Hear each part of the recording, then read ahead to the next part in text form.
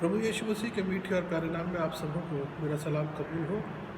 एक लंबे समय के बाद हम इस वीडियो को बना पा रहे हैं, क्योंकि आप जानते हैं कि काफ़ी व्यस्तता रही, 2 साल परेशानियों के रहे सबके जीवन के अंदर। आज एक वचन मैं आपके साथ बांटना चाहता हूँ, और उस वचन से जो बात मैं आपसे करना चाहता हूँ वो बात यह है कि आज की तारीख में लोग बहुत अशांत है, बेचैन है, परेशान है।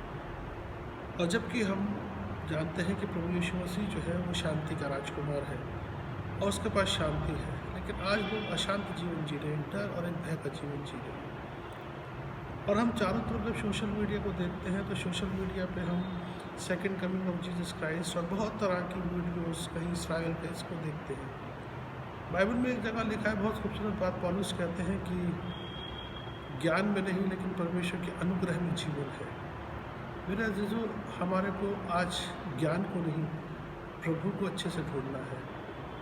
आज प्रभु हमारे लिए क्या महत्व रखता है, प्रभु हमारे जीवन से क्या चाहता है, बहुत इम्पोर्टेंट है, इस बात को समझना है। एक बड़ी सुंदर वचन है जो मैं आज आपके साथ शेयर करना चाहता हूँ, वो है मरकुस की इंजील, उसका 11 अध्याय और उसकी 25 आयत से मैं आपके सामने पढ़ूंगा, 25 और 26। और जब कभी तुम खड़े होकर प्रार्थना करते हो तो यदि तुम्हारे मन में किसी के प्रति कोई विरोध है तो क्षमा करो, इसलिए कि तुम्हारा स्वर्गीय पिता भी तुम्हारे अपराध क्षमा करेगा। और यदि तुम क्षमा ना करो तो तुम्हारा पिता जो स्वर्ग में है तुम्हारे अपराध क्षमा ना करेगा। खुदावन अपने कलाम पर बरकत दे। आइए एक छोटी सी प्रार्थना करें। पिता परमेश्वर, ये वचन आपका है, उसके भेदों को आप ही हम पर जाहिर करते हैं, और इस वचन के द्वारा हमें समझ, बुद्धि और जीवन मिलता है। आपसे प्रार्थना करता हूँ प्रभु, ये वचन मेरे लिए और तमाम लोगों के लिए आशीष का कारण हो। मैं अपनी शख्सियत को आपके हाथों में देता हूँ, खुदा यीशु मसीह के नाम से, आमीन। जैसे कि मैंने आपसे बात करी कि आज हम बहुत सारे ज्ञान, बहुत सारे नॉलेज, पता नहीं क्या क्या बातों को ढूंढ रहे हैं, लेकिन परमेश्वर का वचन बहुत सीधा और सिंपल है, और यीशु मसीह का मकसद बहुत इम्पॉर्टेंट है। इंसान जिसने गुनाह किया और परमेश्वर से दूर हो गया और बेचैन तड़पता घूम रहा था।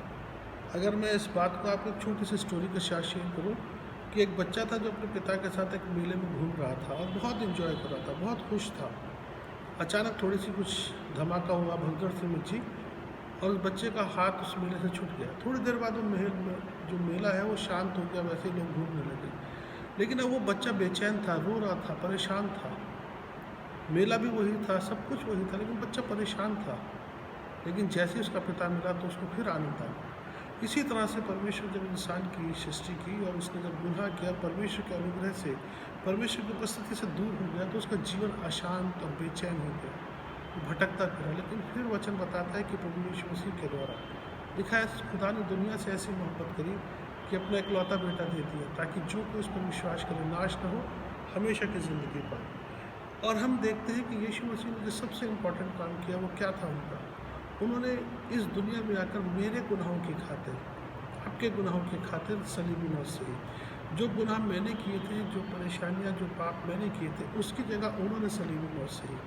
और जब मैं इस बात को इकरार करता हूँ कि हाँ प्रभु यीशु मसीह, आप इस दुनिया में मेरे गुनाहों की खातिर आए, मारे गए, गाड़े गए, 30 दिन जिंदा हुए, तब मेरे गुनाह जो उनके ऊपर लदे थे, मुझे उस गुनाहों से आज़ादी मिल जाती है। ये एक सिंपल सी बात है कि जिसके लिए मैंने कुछ नहीं किया, लेकिन यीशु मसीह के अनुग्रह के द्वारा, मेरे कामों के द्वारा नहीं, उद्धार मुझे प्रभु यीशु मसीह की उस कुर्बानी के द्वारा मिला। और उसके बाद हम जब देखते हैं कि यीशु मसीह को जब क्रूस पर चढ़ाया गया तो उन्होंने सबसे पहले जो बात कही थी, वो बात कही थी, ऐ बाप, इन्हें माफ़ कर, ये नहीं जानते हैं क्या करते हैं। माफ़ी बहुत इम्पॉर्टेंट है मसीह जीवन के अंदर, और ये प्यार से मिलती है, क्योंकि बाइबल बताती है कि हमने खुदा से प्यार किया, ये नहीं, लेकिन खुदा ने पहले हमसे प्यार किया, अपना बेटा दिया, और उसने हमारे अपराधों को क्षमा किया, हमारी खातिर सलीबी मौत से। आज वो भी यही बात चाहता है मेरे दिल। इसीलिए वचन जो भी मैंने आपके सामने पढ़ा मरकुस की इंजील में, उसमें ये लिखा है कि यदि जब हम प्रार्थना करने के लिए खड़े होते हैं और हमारे मन में किसी के प्रति विरोध है, तो यकीन मानिए वो हमारी दुआ खुदा तक नहीं पहुँचती। क्षमा बहुत ज़रूरी है, उस प्यार में होकर हमें क्षमा करना है। और इसका बहुत बेहतरीन फ़ायदा, जो सबसे इम्पॉर्टेंट फ़ायदा जो आज मैं आपके साथ बात करना चाहता हूँ, लोगों के पास बहुत पैसा है, बहुत कुछ है, लेकिन रात को नींद की गोलियाँ खाकर सोते हैं, बेचैन है, परेशान है। कहीं उनके पास पैसा नहीं है, वो सो नहीं पाते, बेचैन है। लेकिन सबसे इम्पोर्टेंट चीज़ जो आपको शांति देनी है, यीशु मसीह ने क्या कहा, मैं तुम्हें अपनी शांति देता हूँ जो दुनिया नहीं देती। और उस शांति को पाने का सबसे सीधा मात्र एक रास्ता है, वो क्या है? क्षमा। वचन क्या कहता है? जब यदि तू अपने भाई को क्षमा करेगा तो तेरा स्वर्गीय पिता भी तुझे क्षमा करेगा। ये बहुत साफ लिखा। क्या लिखा है? यहाँ पर लिखा है, यदि तुम क्षमा ना करो तो तुम्हारा पिता जो स्वर्ग में है तुम्हारे अपराध क्षमा नहीं करेगा। अगर किसी ने मेरे साथ कुछ बुरा किया, किसी ने मेरे साथ कुछ किया, तो मुझे उसे क्षमा करना है। एक बड़ा सुंदर दृष्टांत प्रभु यीशु मसीह ने दिया। उन्होंने कहा, एक राजा था, उसके पास एक सिपाही था, उसने 1 लाख रुपया राजा को देना था। और क्या हुआ? उसने राजा ने उसको बुला लिया, उसने कहा इसके बच्चों को सबको जेल में डालो जब तक पैसा नहीं। रोया, गिड़गिड़ाया, माफ़ी मांगी, राजा ने क्षमा कर दिया। वो क्षमा पाने के बाद बाहर गया, उसके साथ जो एक उसका कुलीग काम करता था, उसने उसको सिर्फ 100 रुपये देने थे। उसने उसको पकड़ा, उसके साथ बदतमीजी करी, उसे जेल में डालने की बात की। साथ का एक और कुलीग था, उसने देखा, राजा को जाके बताया। राजा ने जाके उसे सज़ा दी और कहा, तेरा इतना बड़ा था, मैंने क्षमा कर दिया, तेरे से इतना नहीं।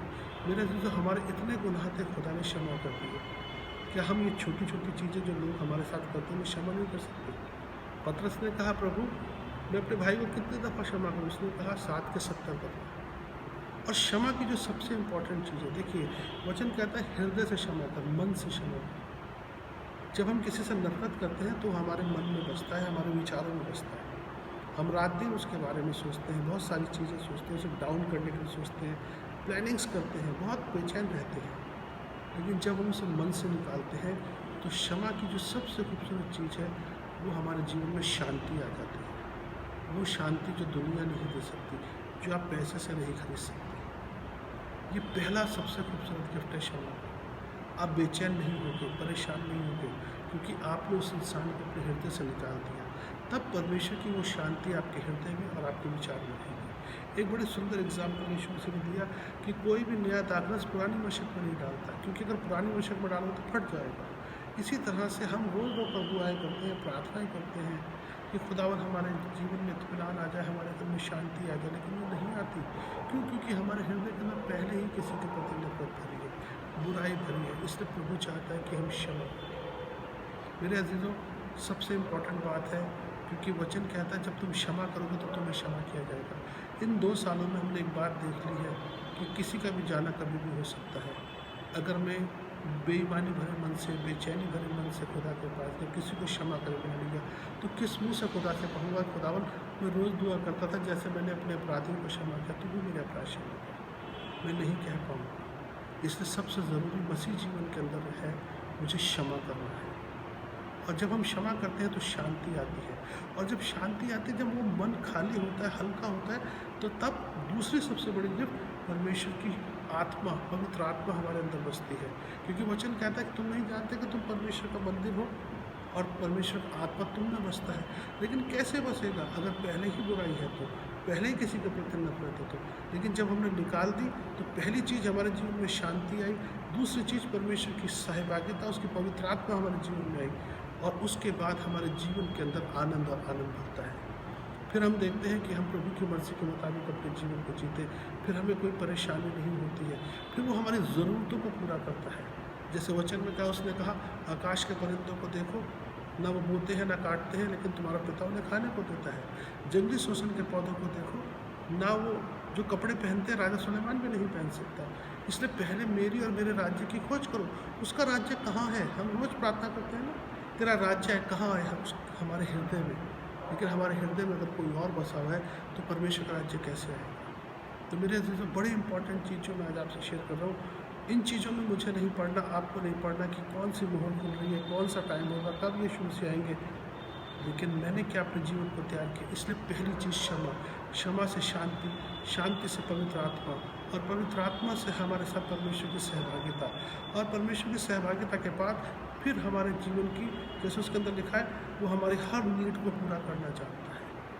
खुदावन चाहता है कि हम एक आनंद का जीवन जिए। यीशु मसीह ने क्या कहा? उसने कहा कि किसी भी बात की चिंता मत करो। रोमियो की किताब अगर 4 अध्याय उसकी 6 आयत को पढ़ते हो, तो किसी भी बात की चिंता मत करो, परंतु हर एक बात प्रार्थना और निवेदन के साथ परमेश्वर के सम्मुख उपस्थित किए जाए।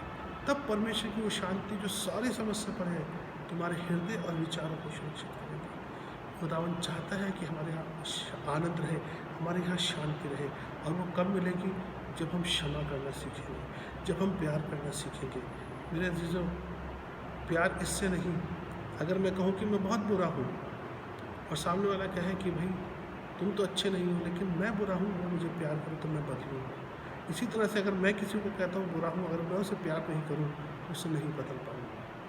मेरे जो क्षमा बहुत इम्पॉर्टेंट है, इसीलिए मसीह जीवन की जो बुनियाद है वो क्षमा, प्रेम और दया पर उपस्थित होती है। और हमारा विश्वास है कि प्रभु यीशु मसीह के अनुग्रह के द्वारा हमें ये अनंत जीवन मिला। जैसे उसने हमारे अपराधों को क्षमा किया, हम भी एक दूसरे के अपराधों को क्षमा करें, ताकि शांति, आनंद और आशीष का जीवन जीने पाए।